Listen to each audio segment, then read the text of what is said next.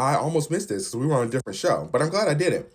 I would attribute this to racism, othering, and inconsistent storytelling. Supernatural shows seem to have this need to other and make one or more groups of people feel marginalized or like outcasts in relation to the core group or species.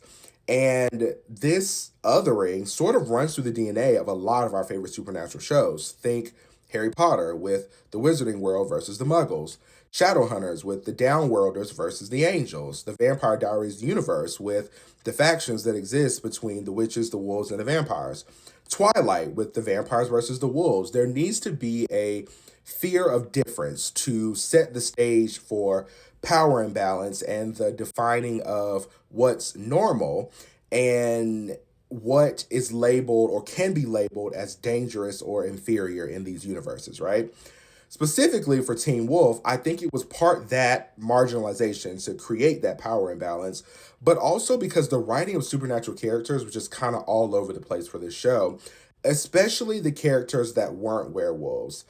I give a lot of credit to Teen Wolf for being unique in its supernatural creatures. They didn't take the typical werewolf, vampire, witch combination. They had banshees and kitsunes and chimeras and hellhounds. But at what cost, Because while it was cool to have all these creatures exist in the universe, we knew virtually nothing about them. They had no backstory, no lore, no real explanation of where they came from or what they could do. This would also include if they had any enemies or people who have historically been trying to eradicate them.